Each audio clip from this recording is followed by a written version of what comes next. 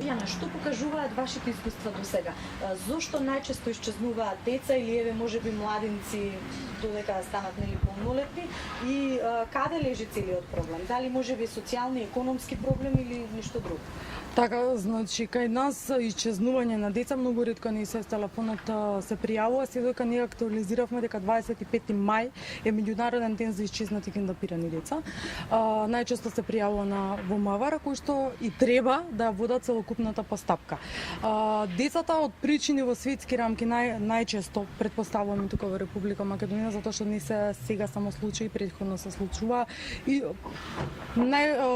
има ред примери дека можеби да исчезнат за трговија, можеби за органи, можеби се препродадени, можеби станува збор за малолетнички принудни бракови, како што имаше и таков случај. Можеби па децата поради незадоволството дома, нарушената комуникација со родителите, борба за опстанок и бараат најразлични начини да се докажат дека се возрастни, дека можат да допринесат за семејството и да го искажат револтот и бесот кон родителите, па заминуваат некаде без да знаат и без да ги информираат родителите каде заминуваат, ниту па да знаат да се соочат со ризиците кои што може да ги предизвика самото нивно заминување. Секогаш во вакви случаи кога станува збор, значи апелираме до родителите дека треба да знаат дека дете до 10 годишна возраст не треба да биде само надвор без надзор на родител. Дека децата треба да се движат во толпа, да не идат никаде сами, да не идат на темни места и децата треба да ги информираат родителите секогаш за тоа каде се наоѓаат, не за да ги контролираат, затоа што можеби малце ќе се навредат тинеџерите во такви години се, туку само за да можат да им помогнат. Исто така е важно, значи, за тие кои што се во адолесцентниот период да знаат дека стопирање на возила, качување во возило со непознати лица, макар биле тие и релативно на нивна возраст, е ризично и не е безбедно, затоа што не секогаш се знае каде можат да завршат и со кој човек имаат работа. Она што е ваша идеја, иницијатива е воведување на број кој што би помогналите токму конкретно за вака исчезнати деца, исчезнати лица. Зашто всушност се работи и што зборува европската пракса на ова прашање? Така, станува збор за бројот 116000, тој е европски хармонизиран број,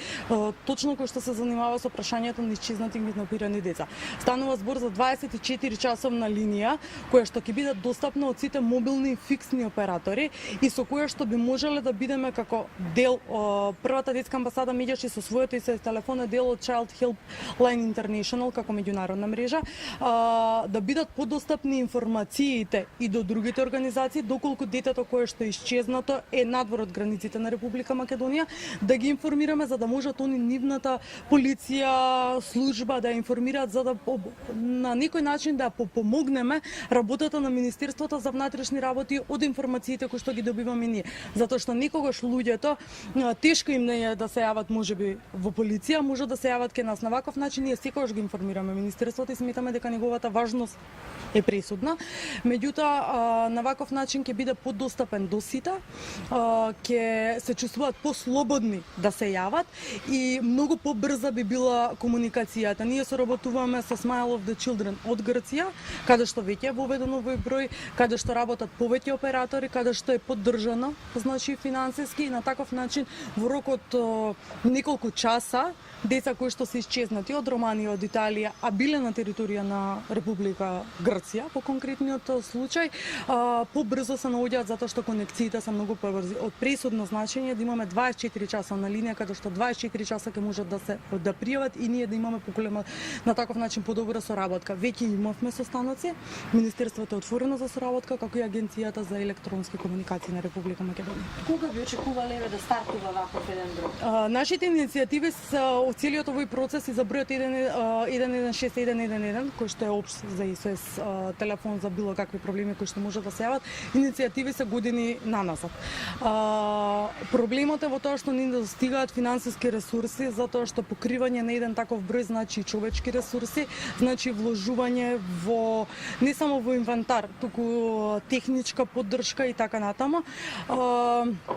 Очекуваме, нашите напори се и од социјално одговорните компании, имаме добра соработка и со државните институции кои што увидуваат дека навистина е неопходен овој број и сметаме дека јас се надевам, не сакам да карикирам со нешто, се надевам дека можеби следната година ќе биде тоа, процесот продолжува, ние буткаме оваа работа и се надевам дека ќе има позитивен исход и за нас пред се за децата на